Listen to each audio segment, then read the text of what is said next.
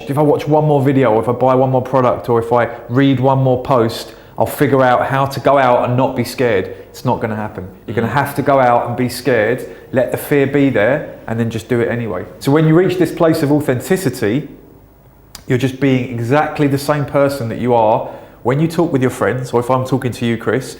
When I talk to a girl, I am no different. It's like absolutely not 1% different. And when you can do that, that's when the magic happens. If you're just perpetually chasing women and you're getting your self-esteem from these conquests with women, even though when you get a conquest you feel good, it's creating a hole that needs filling again, like a cigarette. So it can become like an addiction, and I know because I was there. Hey guys, Chris Murphy here. I've got Jon Matrix with me today. This is Jon Matrix. I used to work with Daygame.com. Now working with Male Mastery. You can tell us a bit more about that coming up. But overall, we're here today to give you some great tips, more from learning from Jon's side and where we sort of cross ways.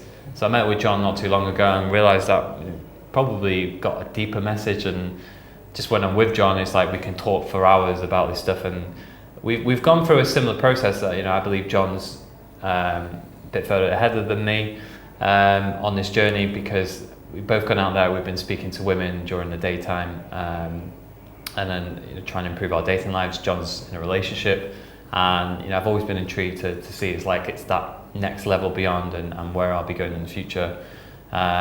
So we'll be talking a bit more about that today, but we want to talk about the 5 stages that you need to go through, like as a man, if you want to develop, not just about going out and speaking to women in the day. It could be probably the 5 stages apply to all areas of life, whether it's probably in business or with your health and your fitness. But I think overall it's getting that right mindset that we'll talk about, that you want to have, how you can live a lot happier life. But just to run through, Jon, tell them about your story, how you got to this. So I've been in this for 6 years now. So I originally started around, I think it was beginning of 2010. So it's been best part of 6 years. I came from a place of having low self-confidence. I was never comfortable with women. Came from childhood trauma, as it always does with these things. And I started this journey of improving myself, getting good with women. And then had to also do, I've done a couple of kinds of therapy, which I don't mind admitting. If you're approaching women and it's really triggering some deep stuff in you, then just approaching women isn't going to be enough. You're going to need to deal with the feelings, deal with what the thing, the inside, what's going on, deal with the inner stuff. So, yeah, that was really my journey. It's been 5 years of sort of self-development, improving myself. Not just with women, but as a man, which is actually what Male Mastery is all about. But I'm going to talk about that a little bit later on. So I got in right at the beginning, back when there was nothing, there was no real YouTube presence. You didn't have all these companies and all these guys doing it. I got in there right at the beginning when really there was only one company. And teaching. Then you, like Daygame.com and you and trying, because you've got your own style, and I think that's influenced other people. Maybe it's influenced me on a certain level when I've seen. But yeah, like saying there was nothing. It's like when you were starting, there's few guys doing it, but this club stuff was still massive, wasn't it? And I mean, it's that area is saturated now. The market is kind of saturated with lots of. It's great. I mean, there's loads of guys giving advice, loads of guys improving themselves. But yeah, so I mean, some guys will know me from previous stuff. Other guys that are new to this, you might not realise, but I have been, I was in there kind of at the beginning of the whole London sort of Daygame scene, the boot camp, the whole teaching boot camps, things like that. I was in there at the beginning. So I've had a lot of experience. I've been teaching boot camps, teaching guys for 5 years. And I've learned a lot about how to teach, how to spot things in guys, noticing parallels, what I see in students with what I see in myself, honing down a teaching method, knowing which parts to emphasize, which parts aren't that important, and that's just come from from teaching for a long time. And yeah, I'm now in a relationship. I met my girlfriend 3 years ago using, I met her on the streets. It was Daygame with the method that I teach. Very, very happy. And a lot of what Male Mastery is about and what I'm about is teaching guys that yes, you want to get to a place of abundance with women. Absolutely, every man needs to know he can have choice with women, but you don't want to get stuck there. It has a shelf life. If you live the rest of your life single, chasing women, then there's something wrong. Then it's become an addiction, in the same way as like smoking cigarettes. Yeah. You know, so even if you're just perpetually chasing women and you're getting your self-esteem from these conquests with women, even though when you get a conquest you feel good, it's creating a hole that needs filling again, like a cigarette. Yeah. So it can become like an addiction, and I know because I was there. And I'm here to tell guys that there's another place you can go to. Once you've reached that stage of abundance, there is a next level place you can go to that's much richer and more invigorating. It is. It's love. Place. It's when you start when you actually bring love into your life. It sounds corny and cheesy. It's true. Yeah. Being in love, and I don't mean you don't have to be monogamous, but having meaningful relationships that are not just sex, not just having like fuck buddies. There's a lot to that. So I'm not by no means saying you have to be monogamous. There's lots of different ways to have relationships, but just make sure that they're meaningful, that there's love in there somewhere. Yeah. Because it's changed me so much, like it has, since I've been with my girlfriend. I'm a completely different person. You said you're happier because you've lived both lifestyles, and I told you we had Paul Janker on the show not too long ago, and he mentioned the exact same thing, and he was a big playboy in New York and was with hundreds of women. But he said that it was the cigarette analogy again. He used it, and I was telling you as well. It's like with everything in life, it becomes an addiction. You know, some of that's great. Like for example, when you first discover alcohol and you go out and you're at university, but you always drink to the absolute maximum, don't you? And you get so drunk, you wake up, and then you gradually take it out. And the funny thing is, me and John were just having a cup of tea, and I was just like, I was out last night, I don't really drink, and John was like, I don't drink either, and it's like, I was out just drinking water, and but you're similar, and it's like over time you're like, okay, it's not going for that feeling amazing in the moment all the time. Sometimes you've got to think of the long-term thing, and I think that's about self-discipline in a way. Well, it becomes an escape. Drinking any kind of substance, if it's used incorrectly, and relationships and sex are the same thing, it becomes an escape. So if you need to have conquests like sex with women in order to feel good about yourself, that's not right. That you need to feel good about yourself, and then conquests with women are okay for a period of time. But if you're having to do this, keep riding this roller coaster of feeling good, not feeling so good, so I go and find another woman feeling good, and then it's an addiction. It is an addiction, and if you ask any addict, when they're stuck in an addiction, they'll tell you they're happy, but they're not really happy. If you ask a cocaine addict, when he's using, he's happy. But then he has to live the times when he's not using, he feels like shit. And then it becomes a case of you only feel good when you're using whatever the thing is you're using. And absolutely, chasing women is extremely addictive. I mean, it's important you go through that as well. I'm not knocking it. I'm not saying don't chase women. It's age has to do with it as well. I'm 35 now, so it's definitely an age thing. The older you get, the more you should be inclined to moving towards some kind of relationship or relationships that are more meaningful than these sort of fuck buddies. But if you're a 22-year-old guy, please don't think I'm telling you to jump into a relationship. I'm not. Enjoy the time.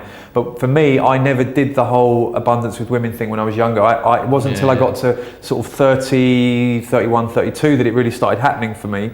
So I was making up for lost time, but then it became empty. I found chasing women, going on dates, empty. I actually got to the point where going on a date, I found it boring, because it's like you have to start all over again. Or you should be doing something else. Like with me, it's like, I should be working on my business. Now to some guys that may sound insane. How can going on a date with a beautiful girl be boring? But when you've done it a lot, it's just you're just going through the motions.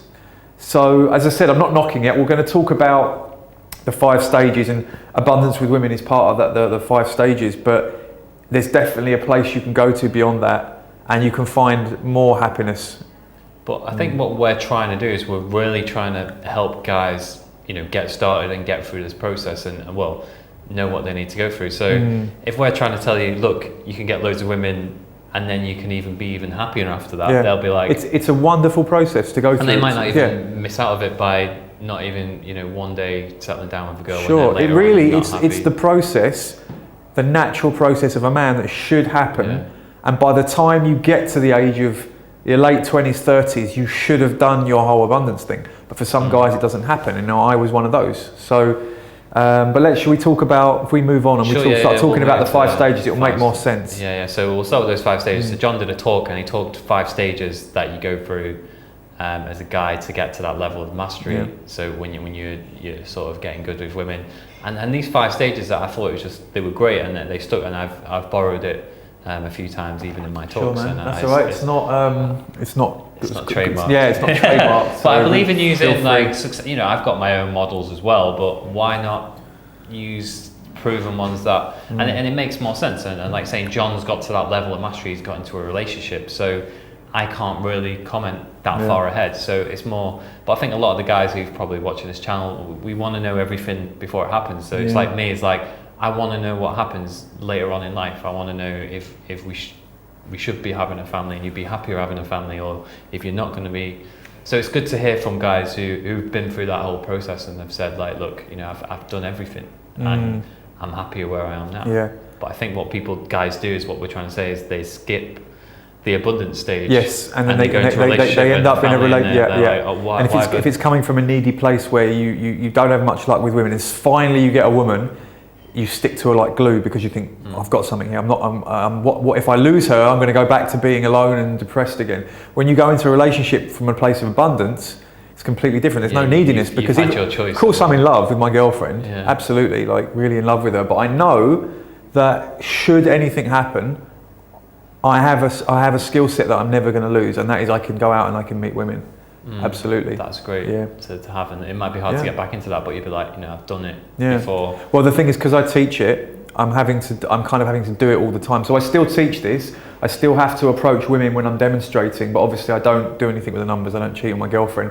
So it's not like I don't approach it for I haven't approached for years. I was teaching a guy earlier today, so I'm doing it all the time.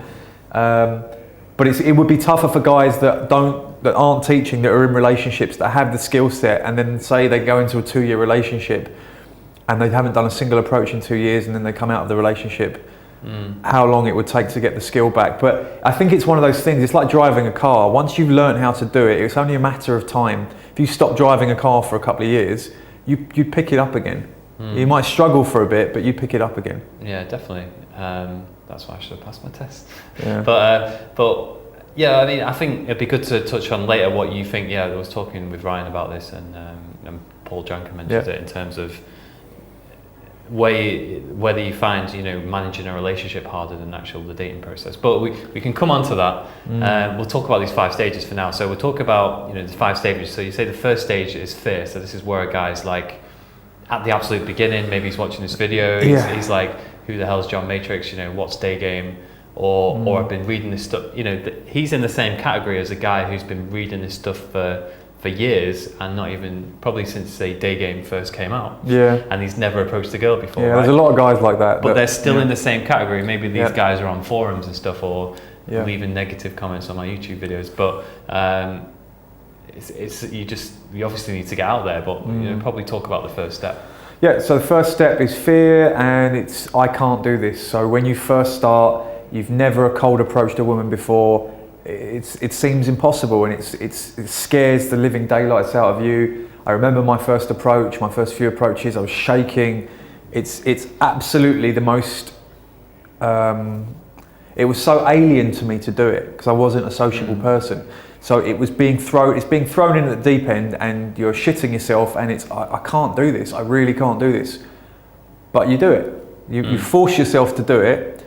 And this fear will linger for a long time. It doesn't go away overnight.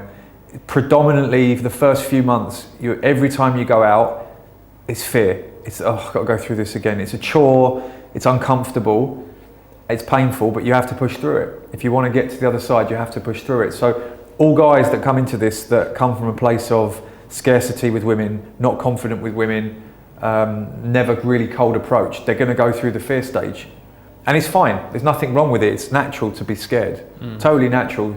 It's just you have to just let it be there and then do it anyway.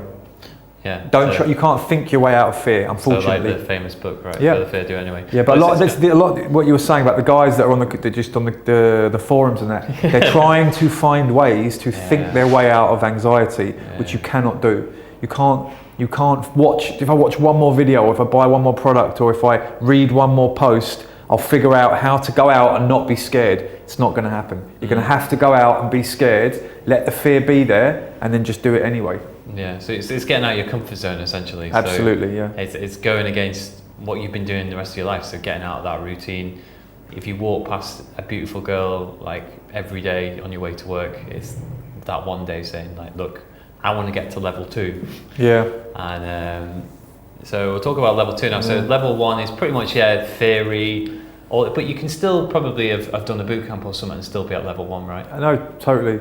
So level 2 is more when you're losing your anxiety. Yeah. And also the problem with level 1 is when you're doing it, it's dominated by fear. Is your brain can't think when it's under that stress, so you just get mind blanks. So you can teach a guy stuff, and he goes to approach a girl, and all of it just goes out the window, and he's just standing there asking her questions because the brain just freezes up. Yeah. So the problem with the fear is it's very hard to actually take what you're taught and use it. So when you're in the fear stage, it's just about getting over it. It's about volume. Just keep talking to people, keep approaching, and over time, because of exposure, desensitization, you lose the fear. And the next stage, which is excitement, is when the fear either isn't there anymore or it's much lower, and then you realize I can do this.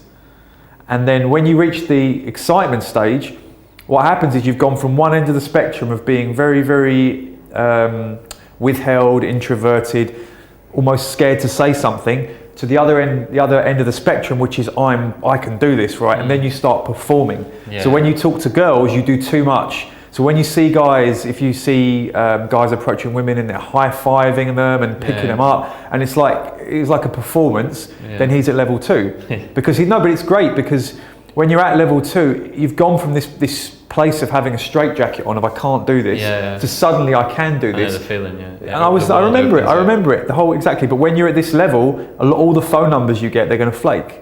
Probably because the girl will sense that you're not being yourself. You are being this over the top performer. And again, I'm not saying this is a bad thing. It's great to go to level 2 because you've gone from most guys never make it to probably 90% of the guys who get into this are still at level 1, right? Or something like that. Because a lot of give up. They give up before they get to level 2. And it takes a while. We even said it takes about not 6 months, but it can take that. It can take that long. It can take a year sometimes to really get to level 2. It depends where you come from. Because these are the guys who are like, I did a boot camp. I spoke to 30 women in a weekend, and then they're like, but I've not spoke to any in the last few months. So they're still at level. And there's another thing is when you're on a boot camp, you are riding a wave of enthusiasm with other guys.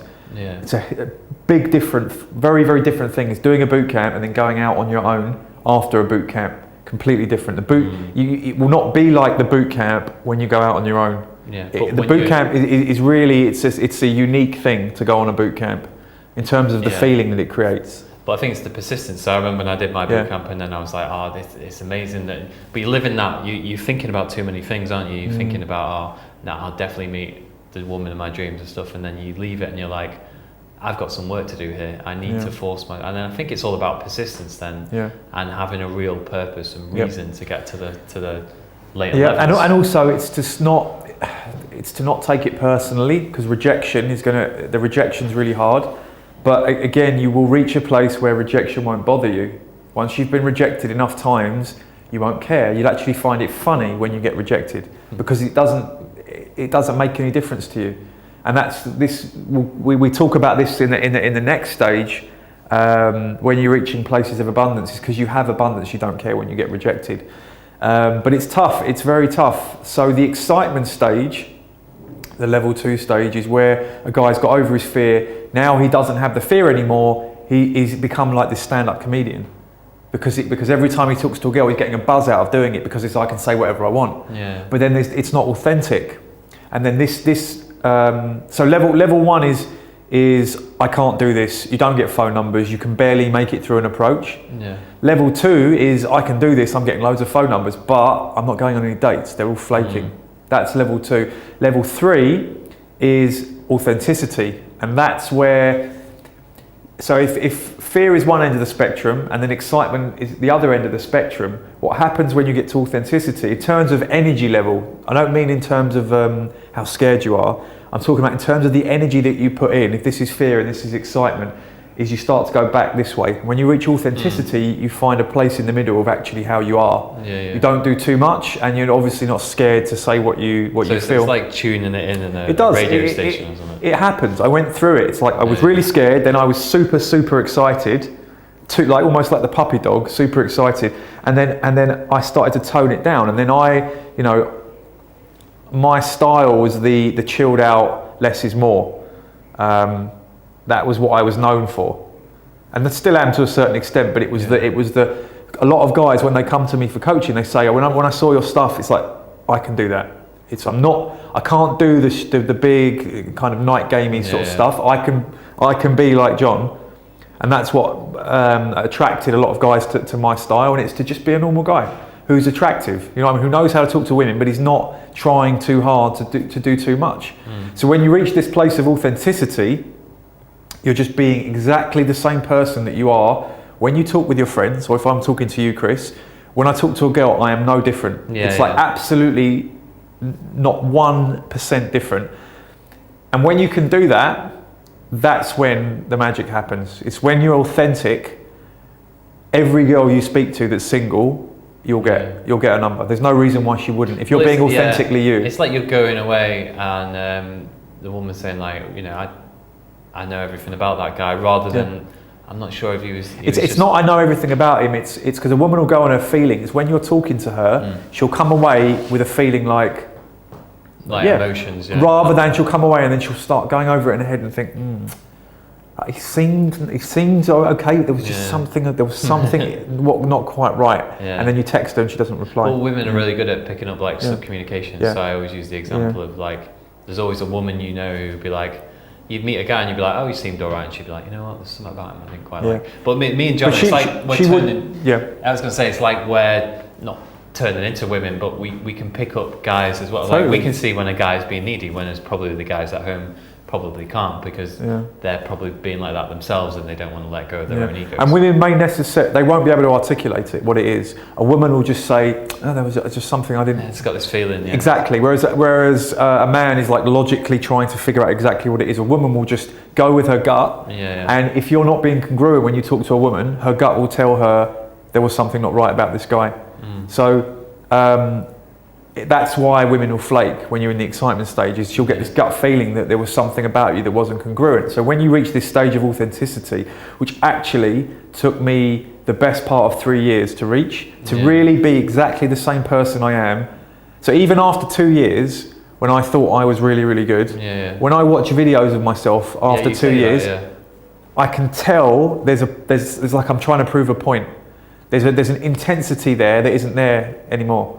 I'm much more relaxed now when I talk to women. So even when I was teaching, and it was still good, it's still good stuff, but I can just, when I watch it, I can notice there was something about me that was still trying to prove a point. And now I'm much more lighthearted, less intense when I talk. So authenticity is the third stage, and then with that kind of comes at the same time as the fourth sort of stage, which is abundance. So when you become an authentic man, it's like a snowball effect. You've been trying to get women. I would say this is probably the stage when you do start getting, say the third stage is like, you'll meet a woman every now and again, maybe every month or so, but in terms of dating for a while.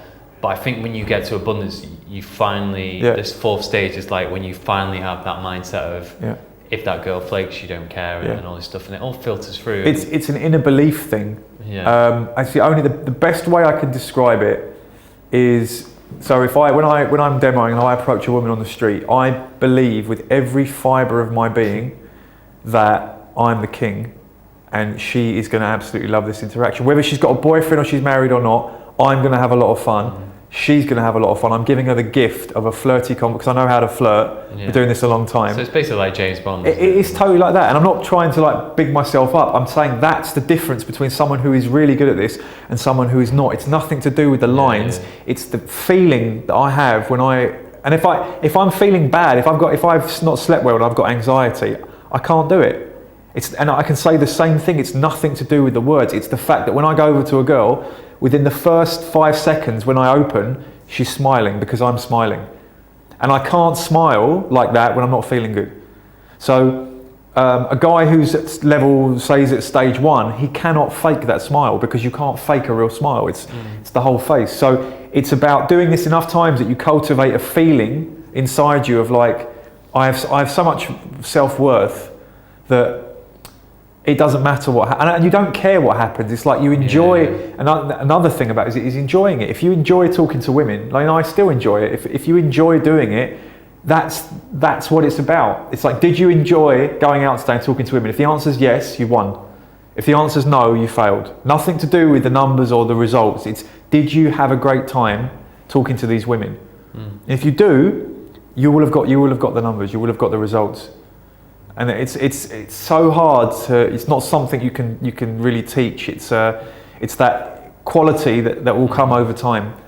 It's persistence and it's to get to that level. But I think, like we were talking about at the start, where you're always looking for the good in everything. That's kind of how your mindset was. Authentic is kind of because I think I hit this stage like across it, earlier this year, where I got to that point of abundance. But I think with me having a business and stuff, it filters through. So if you're worrying about money and stuff, that can filter through in your interactions. But I'm trying to say, if everything in your life is going as it is, and then you're with women, I mean, it's more that you need to change, you need to toughen up. But you just know when you hit that stage, because you'd meet a girl and you'd be like, look, we had a great interaction. And even though you meet this girl sometimes, and it's like. I think now and again you probably do meet one in 100 girls. You get their numbers and you're like, look, this was something special. But I think if you meet them and you get the number and then you walk away and you're like, I'll be disappointed if she doesn't text back. But then you'll always get those. You'll meet one that's perfectly your type. It goes really well, and there's an attachment to the outcome. That's going to happen.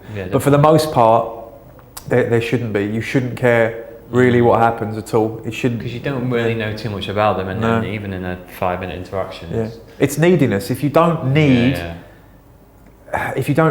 sex with this girl, then why would you care? I think a good example is like when I realized I got to that point was like you'd be literally texting a girl and you would just lose track that maybe she didn't even text you back. Exactly. No, it's great.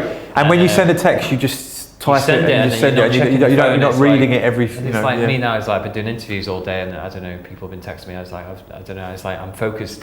I'm living my life, living my purpose, and it comes into say like David Dale's book with the way the superior man is like you're that focused on your goal, and women are chasing. So I think that's probably where this sort of comes into play. But you've taught that as another level. Yes. Another level up, and there is also to say that. I don't know what your thoughts were. I mean, you've mentioned it a few times that you reckon most people get stuck at this level. So abundance is kind of for a lot of pickup artists, dating coaches. They're preaching, what they're selling to guys is abundance. It's like, I can get you laid, I can get you. You can get any woman you want. And this is so you become authentic, you get abundance, and then with that comes the abundance mentality, which every man needs to have. Every man should have a feeling like, yes, I can get any woman within reason that I want. But that's not it's not the end game. There is another place you can go to, and that's what I believe true mastery is. And it's not about, so mastery with women is actually all about yourself. So when you come into this, at the very, very beginning, you're at the fear stage, you think, I want to get women. You start talking to women and you realise it's nothing to do with women, it's all about yourself. And you start developing yourself and you start approaching women, and you go on this journey, then you reach abundance, and then what happens is guys, they forget that it was all about them and they get wrapped up in women again, and suddenly they're just wrapped up in this cycle of chasing women, and they forget that it was all about them. But there's more work to be done. So when you reach this stage of abundance, it will have a shelf life, and then there's another place you can go to, and I'm not saying you have to have a monogamous relationship, but it's moving into things like tantra, it's meditation, it's discovering your true nature as a man, harnessing your true power as a man. A lot of that is to do with your sexual energy. So it's discovering that part of the addiction of chasing women is to do with ejaculation. And what happens when you ejaculate with a woman, there's some hormonal and chemical changes in the brain that actually push you away from that girl and are pushing you onto the next girl, because nature wants you to just be spreading your seed. But nature doesn't want you to be happy. It doesn't care whether you're happy. It just wants the species to survive. So I've now gone down this path with my girlfriend of moving into Tantra. And if you don't know what Tantra is about, it's about being able to have sex on a much deeper level than the physical kind of... So sex on a physical level is just man, woman, you ejaculate inside her, she's going to have a baby. That's biologically what's supposed to happen. Tantric sex doesn't involve ejaculation necessarily. And it's where you can take that energy that you would have an orgasm with and you'd ejaculate, and actually move it around your body, and you can put yourself into orgasmic states without ejaculating. And I'm sure you all know when you ejaculate, you feel a bit tired after, and the next day you can feel a bit lethargic. Well, I go for long periods without ejaculating, and I can't tell you, especially as a 35-year-old man. It's different if you're 18, keep ejaculating, it's fine. But as a 35-year-old man, having stopped ejaculating, I mean, in the last year I've ejaculated once, but I still have sex with my girlfriend all the time, and I'm able to have I'm not at the stage where I can have like whole body orgasms like a woman, which will happen eventually, but I can move the energy around enough that the pleasure that I get from sex is so much greater than when I was ejaculating. It's like two completely different things. Well, I mean, all this sounds so interesting, I think, in particularly, especially when you're so passionate and you're talking about saying, look guys, I'm happier here. It's just like me talking to myself a few years ago and saying like, look, I'm happier now than I was back then. So but few guys get to that, and I think probably a big point of going through what you've gone through is like, it's down to self-discipline. To not be able to ejaculate for once in a year, and I think when you mentioned it to me, is like, I was like saying, I want to try and use that energy, and it works. Like when you stop doing it, you can just I mean, actually, it takes a few weeks before your sexual energy gets replenished. So if you can go for 3 weeks, you'll start to buzz. But even in like a few days or a week, if totally. If you're ejaculating every day and you go for a week without, you see how good you'll feel. Well, imagine doing that for a month, then imagine doing that for 6 months, right? I get used to feeling like Superman all the time. Now, if you're going out trying to talk to women and you've ejaculated the night before, I can't see how you could do that as a man and be able to even to come from a place of strength. So when you stop ejaculating, every time you talk to a woman, you just exude this masculine power because it's I haven't wasted it. And they can see as well. They walk down the women, street and they're like, totally. You notice more women looking at you and you feel better, and that's why you stop doing it. You're like, but then you eventually cave in, right? Or it's like it's training yourself. It's training yourself. You one day will cave in. Yeah. But it's like the longer it goes on, you're like, I'm going to go another day now. I'm going to go another day. Yeah. It's an addiction. It's actually all addictions are based on dopamine. So when you ejaculate, in the same way as when you snort cocaine, there's a spike of dopamine in the brain, and then the dopamine starts to fall. And then when you ejaculate, after 3 or 4 days, the dopamine hits rock bottom, and you'll get this massive urge to want to ejaculate again. And that's where men get stuck in the ejaculation cycle. Breaking it is exactly the same as breaking any addiction. You just have to stop doing it. And also using porn and ejaculating, it connects the two things together, and there you have your addiction. And then it will make sex less pleasurable for sure if you're using porn a lot. So if you stop ejaculating, your interactions, your Daygame, your interactions with women will go through the roof, because you will exude sexual power. Like on an energetic level, your power as a man is like 100%.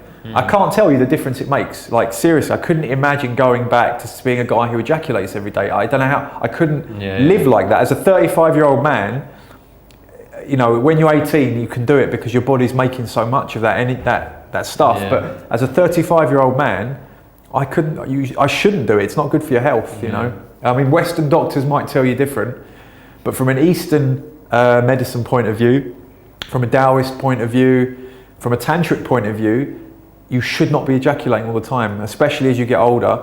And also, there's better orgasms you can have. You can have whole body orgasms as a man, in the same way as a woman can have multiple orgasms and just keep going. You can do that as a man. It just takes a lot more training. A woman can become tantric in an afternoon. Yeah. A man, it takes years. It takes years and years and years of working on yourself. And it's a shame. It's hard. It takes a lot of work, but it's worth it. I mean, I'm only a beginner still. I'm nowhere, compared to like a tantric master, but I'd highly recommend it. And that's where I believe the next level. That's where we're going now as men, is to do your abundance. It's almost like that's your boyhood years, and then when you become a man, you start cultivating your sexual energy. You start meditating. You start questioning what is reality. You start getting into more philosophical, more spiritual things. Yeah. Maybe using plant medicines, as I mentioned earlier.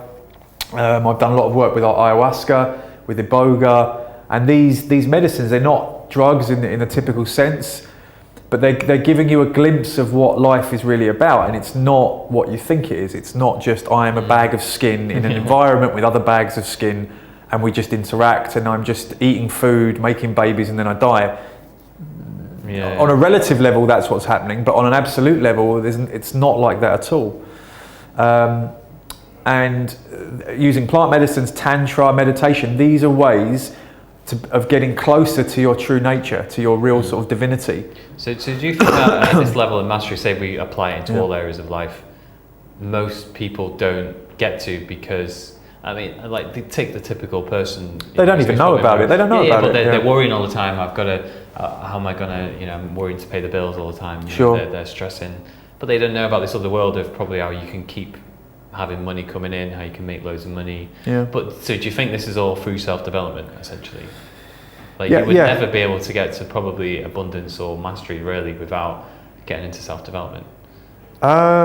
Maybe abundance. There are people who don't care, but the thing is they never address their issues. It's true. It depends where you come from. If you're a guy in the Western world who hasn't got a clue about any of this stuff, yes, you need to. But if you live somewhere else, or you have a father who is into this stuff and he teaches you, then you don't have to. Then you grow up. This is what we're teaching guys, is how your father or your parents should have taught you. This is what your dad should have been teaching you, how to be a man. Like what parents never do a good job. I mean, even when we raise kids, we're going to still tell them to fit in society. Sure. We're not going to be like, go out and do what you want, because but also it's to do with the age we live in. We live in an enlightened age. We have the internet, right? Without the internet, I wouldn't have. Do you know what I mean? Think about if there was no internet, where would I be? I certainly wouldn't be sitting here right now talking to some guys about how to, no, I mean, think about that, So the internet has changed, but it's also there's the ugly side, like we're talking about internet porn and stuff like that. Of course, but if you think 30, 40 years ago, your parents didn't have the resources that we have. Yeah. So we live in an enlightened age, and it's time to start teaching our children about what's really important. And yes, it's great to be clever and be academically, academia or whatever is very important. But I went to an all-boys secondary school. Now that was so damaging to me as a man when I wasn't interacting with women on a daily basis through my most important developing years. That's just as important as getting a good education, if not more so, in my opinion, because there's more important things than money. Just growing up with women around you is such an important thing for a young man to need to go through, So I think that times are changing, and this is where things are heading. It's bringing up men to be, teaching men to be the men that they were born to be, which is the tagline of our mastery. Well, I was going to ask you that at the end. I was going to say, like, for you, John, I mean, like, what's like for the future, and what you're planning to do with male mastery, and maybe tell these guys briefly about you. Okay, so male mastery is, as I mentioned, it's a male self-development and dating brand that I set up with Dave Diggler and another guy, and what we're about is. Sorry? Has he got a name? Oh, he does, Asim. But you wouldn't know. A lot of guys would have heard of me and Dave. That's why I didn't mention it. He's the guy that's kind of behind the scenes running the show. Me and Dave are just the front men, really. I mean, it's the brains, puppets. But we all play to our strengths. Yeah. We do what we're good at. Asim is great at. He approached us to start this company, and he's the brains behind Male Mastery. Okay. And Male Mastery really is. It's about becoming the man you were born to be. It's about becoming good with women. It's about learning how to eat right. It's about meditating. It's about anything to do with mastering yourself as a man. Male Mastery is where it's at. That's the plan for it. John's going to do a talk in February, I think you are, aren't you? Yep. So if you're in London and you fancy coming along and meeting John and meeting myself, and where I'll go through his best tips on this and meet us in person. It's always better seeing it live, isn't it? Absolutely, and, yeah. And getting around the people, because it's about the community. But yeah, guys, but if you're outside the UK, do subscribe to this channel. Everyone subscribe, because we'll bring more of these interviews and get some more cool people on as well. But yeah, John, thanks for swinging by. And great man, pleasure. Yeah, thank you. Cool.